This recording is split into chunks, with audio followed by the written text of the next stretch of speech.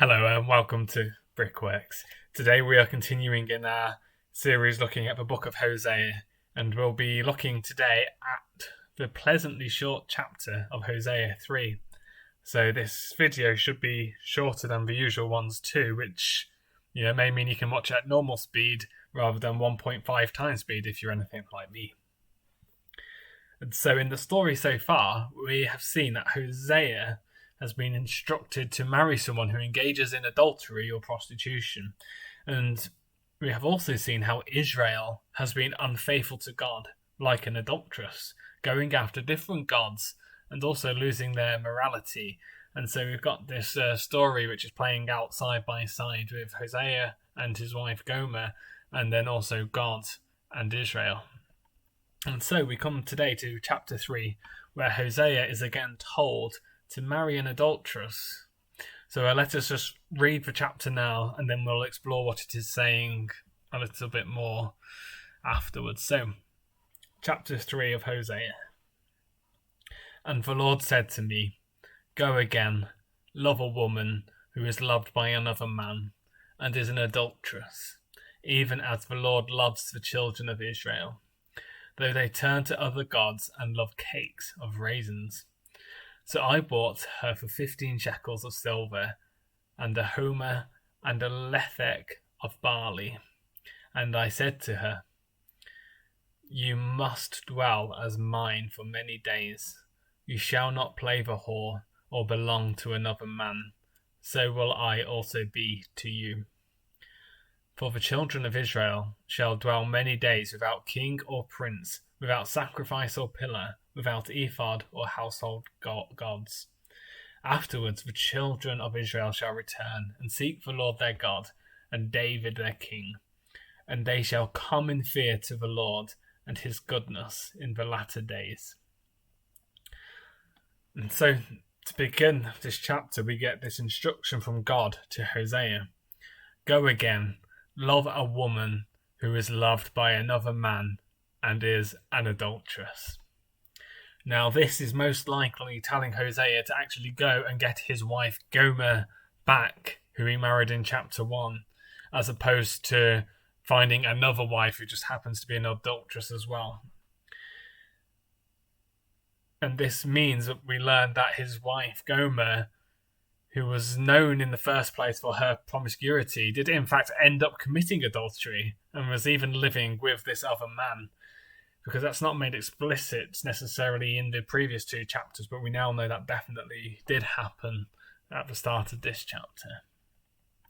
But we are told that this is even as the Lord loves the children of Israel, though they turn to other gods and love cakes of raisins. So the important message actually here, and it's a bit like what Alan was saying in the video last time, is actually the important bit is about God's relationship with Israel. But Hosea's relationship with Gomer is like a concrete example, like a real life example, a real life illustration of what the relationship is and what it looks like. And so we've got these 2 things running in parallel, and the book and Hosea is trying to teach us about this relationship and letting us see this illustration which people would just easily understand. As a way to understand what this relationship between Israel and God is and what it looks like. And so in telling Hosea to go and love Gomer again, despite her adultery, God is showing that this is how he is with Israel. Despite Israel turning their backs on him, despite them breaking the covenant with him, he will go and he will love them in the same way for Hosea, even though his wife Gomer had broken the marriage covenant with him and had gone and committed adultery and was living with another man. Hosea was to go and to love her. And so it's the same type of relationship with God and Israel. And just as a quick side note, the reference to raisin cakes is something that is actually quite obscure, but it is understood to be linked to some sort of sacred pagan worship as opposed to just God having some issue with raisin cakes. So it's to do with the fact that Israel were going off and worshipping other gods and partaking in the worship of other gods. And so we see in verse 2 that Hosea, he goes and he buys his wife back. So he gets that instruction from God and he goes and does this. And now I'm not going to get into the whole cultural details around this transaction, which are so alien to us today in Britain, but this is sort of how life could be done in those days, where people, particularly slaves, women, children, could be sold to other people as like chattel, basically. And so continuing with this purchase, it is possible that the 15 shekels that are mentioned is linked to the purchase of a slave. So it's that kind of thing where you can purchase someone and the price of a slave was 15 shekels. But it isn't certain that this necessarily was the transaction because of the extras which are being thrown in. But the importance of this verse is that Hosea went and he paid the price for his wife. That's what's important, not so much the details of what exactly the transaction was, but the fact that he did make this transaction. And again, which we'll see, this is something that God will do for his people. He would pay the price for their redemption, which, if you know the Christian gospel, will begin to sound quite familiar. As when we consider the cross of Christ, as we have been doing or will be doing over this Easter weekend, and particularly on Good Friday, which is today as I record it, we think about the fact that Jesus paid it all. He paid the price for our sin to free us from our bondage to sin. And the Bible talks about the sacrifice of Jesus as paying a ransom. And in through church history, if you ever read it, you'll read it that it talks about the atonement of Christ as paying a ransom.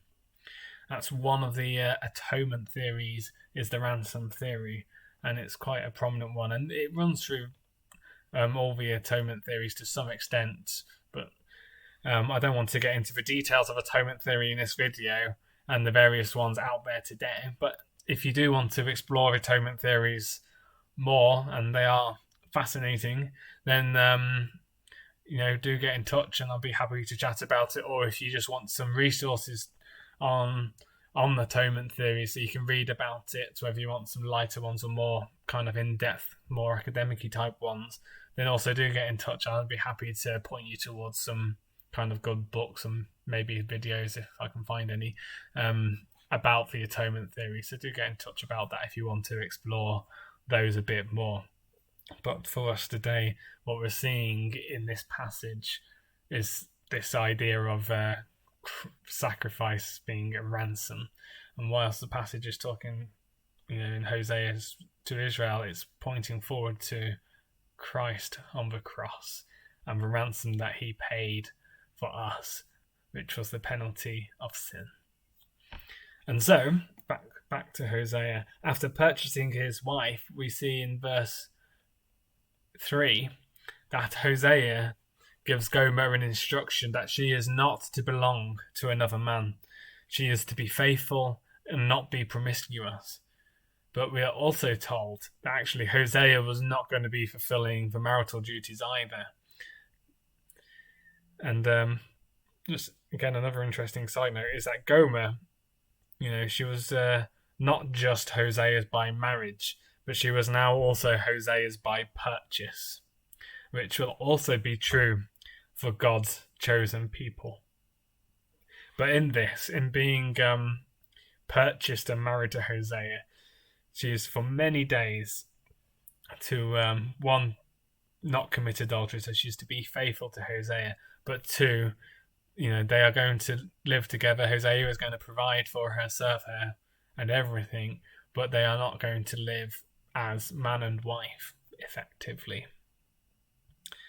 And then, in verses 4 and 5, we see this being played out in Israel again, as all these things seem to be, paralleling to Israel. So, for the children of Israel will dwell many days without king or prince, sacrifice or pillar, ephod or household gods. They will neither have their covenant blessings, such as the atonement or forgiveness through sacrifice, but nor will they be worshipping pagan gods. They will not be able. The pillar, for example, is a part of the pagan worship place, and household gods. Baal would be like a block of wood in somebody's house, and so they would not be able. They would not be worshipping pagan gods, but nor will they have the full covenant blessing available to them. But we are told in verse 5, there will be a day where this will be over, and the children of Israel will return and seek God. And verse 5 says, David their king. They will return to David their king. Which actually, in this instance, it's not referring literally to David their king, because we are in a time which is after David was around. So, they're not going to be bringing David back from the dead or anything. But actually, in this instance, it is referring to the Messianic king. The king, who would descend from David's line. The king that had been promised who would reign for eternity. And so it's a reference to the Messianic king. A reference which actually is pointing forward to Jesus. And it says, in the latter days, they shall come in fear to the Lord and to his goodness. And so in this chapter, there is hope in the despair which Israel found themselves. There was a hope for them.